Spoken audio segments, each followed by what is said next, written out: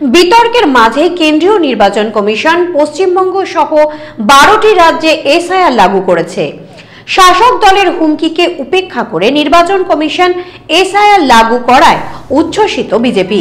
অপরদিকে শাসক দলের একই অবস্থান রয়েছে। একটিও বৈধ ভোটারের নাম বাদ দিলে তার পরিণাম ভয়াবহ হবে। সিপিএমও রাজ্যে সুষ্ঠুভাবে এসআইআর চাইছে। কি বলছেন উত্তর দিনাজপুরের রাজনৈতিক দলের নেতারা, শুনে নেব।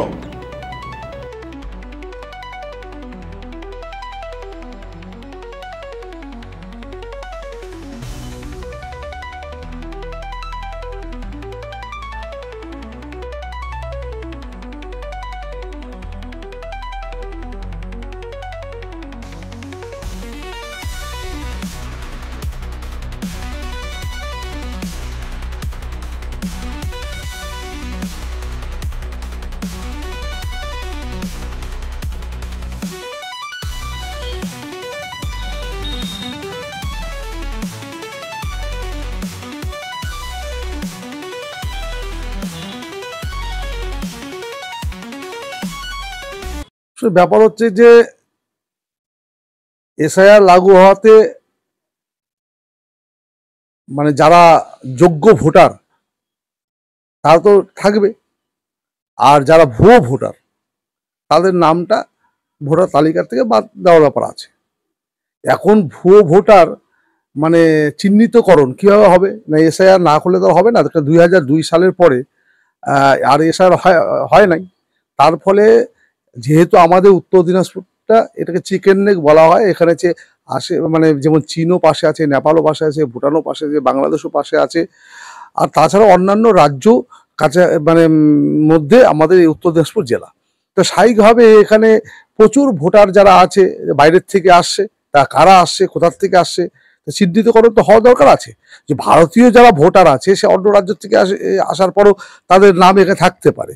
তো যদি নাম থাকে তো সেটা তো বড় ব্যাপার নয়, কিন্তু বিষয় হচ্ছে যে সে যে ভারতীয় ভোটার, ভারতীয় তার নাগরিক ভোটার লিস্টে তার নাম আছে, কেন সে তো যোগ্য ভোটার, তার নামটা থাকাটা স্বাভাবিক। এখন ঘটনা হচ্ছে যদি যোগ্য ভোটার না হয় তাহলে বাংলাদেশ থেকে কোনো অনুপ্রবেশকারী এখানে এসে বসবাস করছে, তো তার সে তো এখানকার যোগ্য ভোটার হতে পারে না। সেখানে আমাদের সমস্ত কিছুর মধ্যে মানে অধিকার স্থাপন করবে, এখানে ভোটাধিকার প্রয়োগ করবে, এরা হচ্ছে নিজেদের মন মর্জি যাকে ইচ্ছা তাই করবে। এটা কোনো এইভাবে কোনো একটা রাষ্ট্র ব্যবস্থা চলতে পারে না। তো এই রাষ্ট্র ব্যবস্থা চালাতে গেলে এই রাষ্ট্রের নাগরিককেই ভোটাধিকার থাকতে হবে। তো তার জন্য 2002 সালে যাদের নাম ছিল, তো নির্বাচন কমিশন তো বলেছে যে 2002 সালে যাদের নাম ছিল সেই নামের একটা জেরক্স কপি যদি দিয়ে দেয় তাহলে তার আরো অন্য কোনো ডকুমেন্টসের দরকার পড়বে না। এবং যদি 2002 সালে যদি কোনো ব্যক্তির নাম না থাকে, কিন্তু 2002 সালে তার পরিবারের বাবা মার তো নাম আছে, থাকবে কোনো না কোনো জায়গাতে। তো বাবা মার নামটাকে যদি জেরক্স কপি দিয়ে দেয়, সেখানে লিঙ্ক পাওয়া যায়, তাহলে তো তার নামটা আবার পুনরায় আসবে। তো আর যে কোনো 11টা ডকুমেন্টের মধ্যে যে কোনো একটা ডকুমেন্ট তাকে দিতে হবে, এ কথা বলা আছে। তো স্বাভাবিকভাবে যে যারা এখানে নতুন ভোটার আছে তো তাদের তো লিঙ্কমেন্ট তো তার বাবা মা, বাবা মার নাম নিশ্চয়ই আছে, আর বাবা মার নাম যদি থাকে তার ছেলে মেয়েদের নাম থাকবে হবে। আর যদি বাবা মার নাম না থাকে সেই ক্ষেত্রে বিষয়টা হচ্ছে ফর্ম ফিল আপ করবে, তাকে একটা হিয়ারিং এর ডেট দিবে, তাকে তার প্রমাণ দিতে হবে যে সে ভারতীয় নাগরিক আর ভারতীয় ভোটাধিকার তার মানে অধিকার তার আছে, তার প্রমাণ দিবে, তো তার নাম নিশ্চয়ই হিয়ারিং এ ঠিক হবে। যদি না হয় তাহলে আলাদা ব্যাপার। কিন্তু ঘটনা হচ্ছে কি যে এখানে যারা বাইরের থেকে আসছে তো এরকম প্রচুর ভুয়ো ভোটার আছে, এবং কি অনেক লোক মারা গেছে যাদের নাম এখনো পর্যন্ত ভোটার লিস্টে তালিকাতে আছে, সে নামগুলো তো বাদ দেওয়া দরকার আছে। বা অনেক লোক আছে যারা এখানে ভোটার লিস্টের তালিকায় নাম ছিল অন্য প্রদেশে বা অন্য জায়গার, তারা এখান থেকে চলে গেছে, তো যেখানে গেছে সেখানে তার ভোটার লিস্টের নাম থাকবে, এটাই স্বাভাবিক। তো তার জন্য উত্তর দিনাজপুর কেন সারা বাংলাতেই আর যদি এই এসআইআর যে চালু হচ্ছে তার ফলে যোগ্য ভোটাররা স্থান পাবে, অযোগ্য ভোটারদের তালিকা থেকে নাম বাদ পড়বে, আর এটা হওয়াও দরকার আছে রাষ্ট্রের স্বার্থে। বিরোধীরা তো এটা নিয়ে চরম বিরোধিতা করছে, এই জায়গাটা বিরোধিতা করছে, অনেকদিন তো করছে।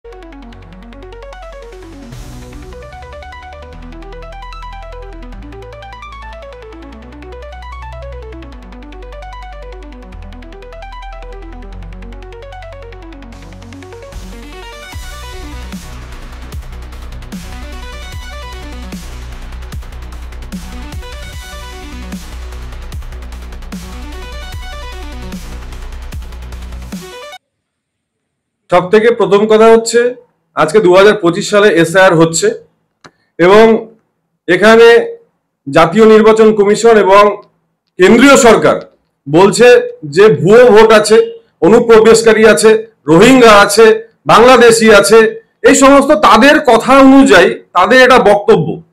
তো আমার প্রশ্নটা হচ্ছে 2024 সালে লোকসভা ভোটে তুমি এই মানুষগুলোরই ভোট নিয়ে তুমি কিন্তু কেন্দ্র সরকারের সরকার গঠন করেছো।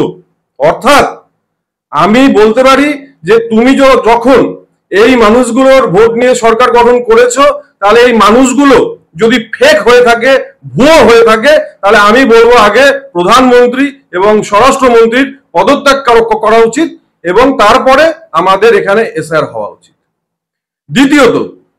দ্বিতীয় প্রশ্ন হচ্ছে আমার কেন্দ্রীয় সরকারের কাছে এবং জাতীয় নির্বাচন কমিশনের কাছে একটা প্রশ্ন, মেনলি কেন্দ্রীয় সরকারের কাছে আমার একটা প্রশ্ন, যে আপনারা অনুপ্রবেশকারী বলছেন, আপনারা বাংলাদেশি বলছেন, আপনারা রোহিঙ্গা বলছেন, অমিত বাবু তো বারবার করে বলে যায় ঘুষপেটিয়া। তাহলে আমার প্রশ্ন হচ্ছে যে আপনার বর্ডারে কে পাহারায় আছে? আপনার বর্ডারে বর্ডার সিকিউরিটি ফোর্স পাহারায় আছে, তার দায়িত্বে কে আছে? তাহলে আপনাকে আগে এটা স্বীকার করতে হবে যে আমাদের বর্ডারে যারা দায়িত্বে আছে বা আমরা যাদেরকে কন্ট্রোল করছি তারা পারছে না, তারা ব্যর্থ। 3 নম্বর প্রশ্ন হচ্ছে 2002 সালে এই এসআইআর কমপ্লিট করতে প্রায় 2 বছর 2.5 বছর সময় লেগে গেছিল। আজকে হঠাৎ কি এমন জরুরি তলব হলো যে কয়েক মাসের মধ্যে 2025 সালের ফেব্রুয়ারি বা জানুয়ারির মধ্যে আমাদের কয়েক মাসের মধ্যেই এই এসআইআর কমপ্লিট করতে হবে? আমার এই কিছু প্রশ্ন আছে এবং তারপরে আরেকটা প্রশ্ন হচ্ছে কেন্দ্রীয় সরকারের কাছে, বিজেপি সরকারের কাছে এবং জাতীয় নির্বাচন কমিশনের কাছে, যে জাতীয় নির্বাচন কমিশন কোনোভাবেই এটা বলতে পারে না যে কোনো ব্যক্তি নাগরিক কি নাগরিক না, সেটা বলতে পারে না, সেটা স্বরাষ্ট্র মন্ত্রক বলতে পারে। সেই ক্ষেত্রে আমি চাইবো যে জাতীয় নির্বাচন কমিশন স্বচ্ছভাবে তার কাজ করুক, কোনোভাবেই যেন বিজেপি দ্বারা প্রভাবিত না হয়।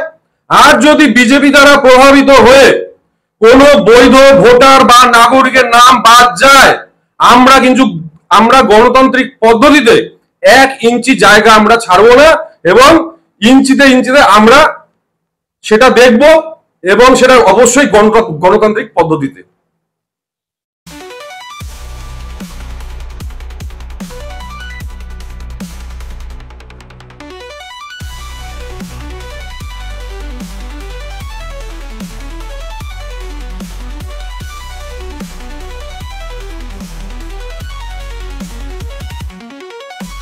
নয়, আজই আসুন বসন্ত স্টোরসে।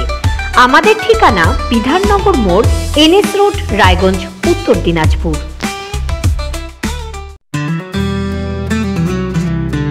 গ্রসারি থেকে কসমেটিক্স,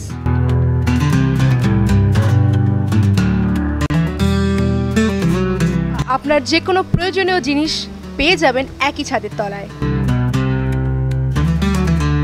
আমাদের ঠিকানা LIC মোড়, রায়গঞ্জ, উত্তর দিনাজপুর।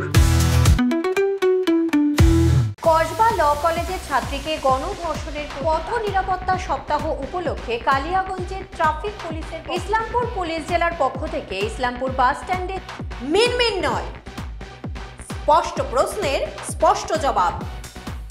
আমরা ভারত টিভি, প্রতিদিন প্রতিক্ষণ মানুষের পাশে। রায়গঞ্জের উন্নয়নে কি এক হবে শাসক বিরোধী?